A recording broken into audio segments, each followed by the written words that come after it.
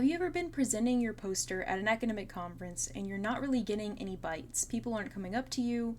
A lot of people experience this, but they don't necessarily know how to fix it. And the truth is that most people aren't just naturally drawn to a poster based off of reading the title, and it may not even persuade them to come talk to you at all. So I hate to compare presenting at a scientific conference to something like advertising or making a YouTube video, for instance, but it's very similar. You need something to draw people into the content, whether that be entertainment or research in this case. You need a hook. So by the end of this video, I hope to convince you to have some sort of outreach items to bring with you to the conference. And that's just going to be amazing to get people to initiate a conversation with you, listen to you about any topic, not just science. It could be anything. And I'm going to give you an actionable example process for how you can create your own stickers for your research topic, whatever that may be. And you're going to get to see my drawing process of the stickers that I create in this video. That entire process was streamed on Twitch at Midweek Saturn.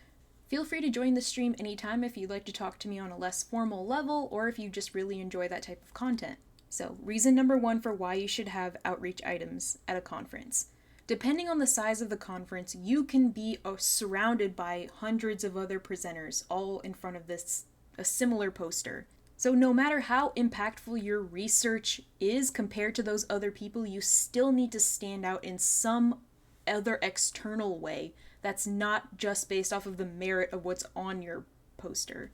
So as someone with experience talking about research to K through 12 students and adults, I'll have you know that adults have never grown out of loving to get new stickers, especially if they're original and they're high quality.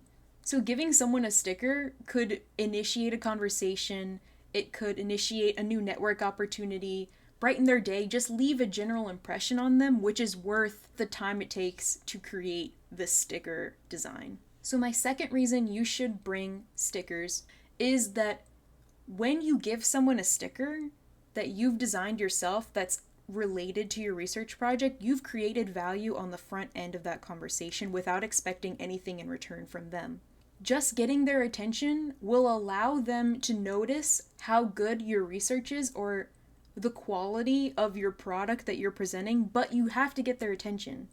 In the meantime, getting a gift from you may encourage them to be more talkative, may open up in a more casual way. Plus, since you are creating your own stickers, you have the opportunity to market yourself on these outreach items. So they don't just have to be about your research. You could put your BlueSky account, you could put your LinkedIn, your personal website on it, all of those things, so that not only are they taking a gift home with them, they're taking essentially a business card that they will never throw out, because they're going to be putting it on their computer or their notebook. Essentially, it's free advertising for your future projects. Anything else you put out will be associated with that outreach item.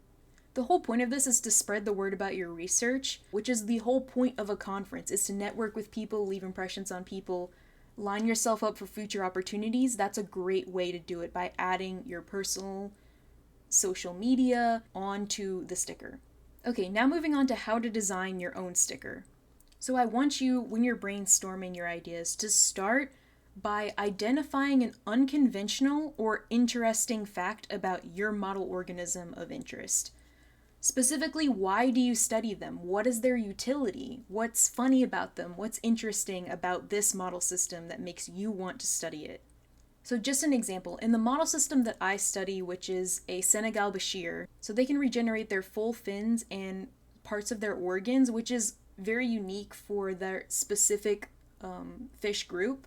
And they are also the oldest living representatives of ray fin fishes. So their last divergence was about 300 to 350 million years ago, which makes them, in my mind, a regeneration powerhouse, but also a very old species. So I kind of played on that idea to make them the king of regeneration. So in my sticker, they have a king's crown on, but they also have a white beard, so they're a very old king. I put on my sticker in the words 300 million years of regeneration rule. And that's how I designed my sticker. That's just one example. Go through this exercise with your model system, basically identify what's interesting and play onto those facts in a entertaining way so that you can get people's attention. So then once you have your concept, if you're not confident enough to draw it yourself, that's totally understandable. You should work with a local artist, or if you don't have any of those connections, reach out to some undergrads in the art school at your university. So often undergrad art students are looking for ways to build their portfolio, and this is a great project for them because it'd be very low stakes and also very fun.